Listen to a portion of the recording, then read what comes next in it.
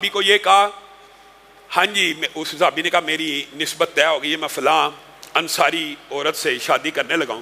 رسول اللہ صلی اللہ علیہ وسلم نے کیا کہا تھا؟ اس کو دیکھا ہے؟ کہا دیکھا نہیں ہے، کہا اس کو دیکھ لے۔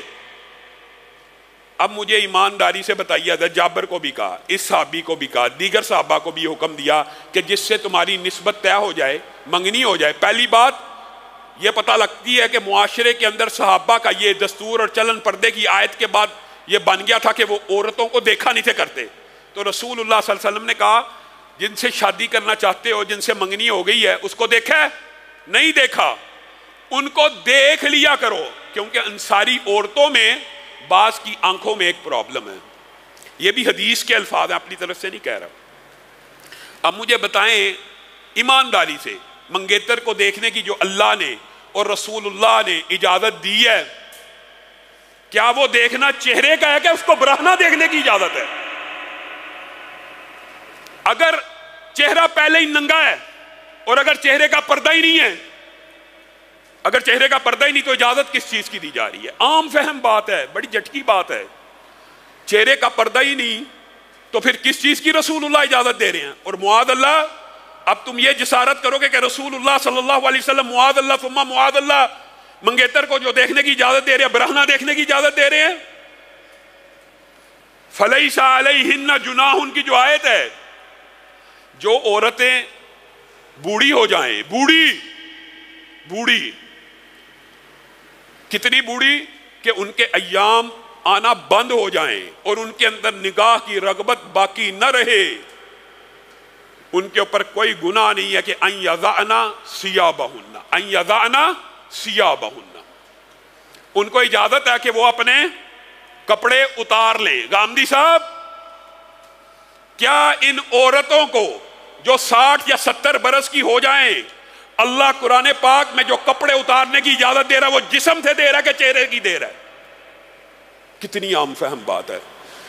وہ چہرے کی اجازت مل رہی ہے۔ غیر متبرجات بزینہ کے اندر یہ لفظ بتا رہا ہے کہ چہرے سے بھی جب کپڑے کو اتارنا ہے تو اس طرح اتارنا ہے کہ چہرے کے اوپر کوئی میک اپ موجود نہ ہو۔ غیر متبرجات اور بزینہ اس بات کی دلالت کرتا ہے کہ ناک میں کوئی چیز نہ ڈلی ہو، چہرے کے اوپر میک اپ نہ ہو، آنکھ میں سرما نہ ہو۔ معاذ اللہ، اللہ رب العزت یہاں پہ جسم کے کپڑوں کو اتارنے کی اور جسم کے میک اپ کی بات کر رہا ہے اللہ تعالیٰ، اور ان کو پھر بھی یہ کہہ رہا ہے، 60-70 سال کی عورتوں کو کہہ رہا ہے، اور اگر تم جاری رکھو گی تمہارے لیے بہتر ہے۔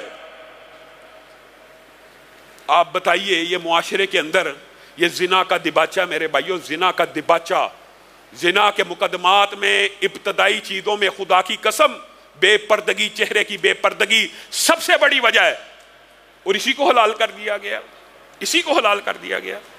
اور دوسرا دباچہ اس کا نظر بھی ہے۔ یہ موضوع بڑا تفصیل طلب ہے، ہماری مائیں بہنیں بیٹیاں آئی ہیں، چاہتا ہوں کہ کچھ اللہ تعالیٰ کہنے والے کے گھر والوں کی بھی اور سننے والوں کے گھر والوں کی بھی کچھ اصلاح ہو جائے، اور اللہ تعالیٰ ہمیں توفیق دے کہ ہم ان باتوں کو اپنے دلوں کے اندر اتار لیں اور اس کے مطابق عمل کرنے کی بھی اللہ تعالیٰ ہمیں توفیق دے۔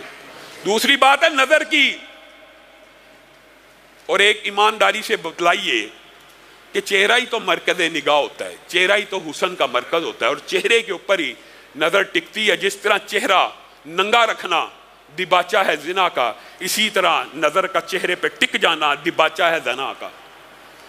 وَلَا تَقْرَبُوا الزِّنَا، اللہ نے یہ نہیں کہا ڈائریکٹ کہ زنا مت کرو، زنا کے ان مقدمات سے بچو، زنا کے ان دباچوں سے بچو، زنا کے ان دباچوں سے بچو۔ جیسے وہ حدیث آپ کے سامنے مشہور ہے کہ شیطان انسان کو کہتا ہے تنہائی میں چل ذرا گانا گا، موسیقی لگا۔ یہ بھی دباچے ہیں، یہ دباچے ہیں، یہ مقدمات ہیں، لیکن سنگین مقدمات میں ایک چہرے کا پردہ نہ ہونا۔ اور چہرے کے پردے کے حوالے سے بات آئی ہے تو ایک دو باتیں اور کہہ کے اپنی بات کو آگے بڑھاؤں گا کہ حضرت عائشہ خود بیان کرتی ہیں، اور حضرت اسماء بنت ابی بکر سے بھی یہ بات موجود ہے کہ ہم رسول اللہ کے ساتھ تھے، بات کی بات نہیں، ساتھ تھے، حالت حرام میں تھے، جب مرد آتے تھے تو ہم اپنے چہرے کو ڈھانپ لیا کرتے تھے، اور رسول اللہ صلی اللہ علیہ وسلم نے عورتوں کو حالت حرام میں ہاتھ پہ دستانے اور چہرے پہ نقاب سے منع کیا، اس سے یہ بات ثابت ہوتی ہے کہ معاشرے میں پردے کی آیات اتر جانے کے بعد ساری کی ساری عورتیں چہرے کا نقاب بھی کرتی تھی اور ہاتھوں پہ دستانے بھی چڑھاتی تھی۔ اب یہاں سے بعض لوگ استدلال کرتے ہیں جی احرام کی حالت میں نقاب کی اجازت نہیں۔ احرام کی حالت میں نقاب نہ کرنے کا حکم بذات خود اس بات کی دلالت کرتا ہے کہ اس کے علاوہ تو ساری عورتیں نقاب ہی کرتی ہیں، اور پھر یہ جو حکم ہے اس کا امپلیمنٹیشن حضرت عائشہ نے کر کے دکھا دی کہ جب مرد کچھ دور چلے جاتے تھے ہم نقابوں کو اٹھا لیتی تھی، اور جب قریب آ جاتے تھے ہم نقابوں کو گرا دیتی تھی۔ رسول اللہ صلی اللہ علیہ وسلم ہمارے ساتھ تھے، اور رسول اللہ صلی اللہ علیہ وسلم کے سامنے کوئی عمل ہو جائے وہ بھی حدیث تقریری ہو جاتا ہے۔ گویا یہ بھی مقدمہ جو انہوں نے گڑھا کہ چہرے کے اندر کچھ نہ کچھ گنجائش موجود ہے، میرے بھائیو یہ چہرے کو دیکھنا، یہ نظر کا فتنہ اتنا شدید ہے کہ اللہ رب العزت نے کلام حمید میں مومن، جہاں پہ بھی مومن کا ذکر آتا نا یا ایھا الذین آمنوا، تو اس سے مراد مومن مرد بھی ہوتے ہیں اور مومن عورتیں بھی ہوتی ہیں، لیکن اللہ رب العزت کو یہ بات سمجھانا مطلوب اور مقصود ہے قُل لِّلْمُؤْمِنِينَ يَغُضُّوا مِنْ أَبْصَارِهِمْ وَيَحْفَظُوا فُرُوجَهُمْ، مومن مردوں کو الگ اللہ رب العزت نے مخاطب ہو کے کہا ہے قُل لِّلْمُؤْمِنِينَ يَغُضُّوا مِنْ أَبْصَارِهِمْ، مومن مردوں کو کہہ دیجئے، اللہ کے رسول آپ پیارے محمد صلی اللہ علیہ وسلم کہہ دیجئے کہ اپنی نظروں کو جھکا کے رکھیں۔ ہوگا کیا؟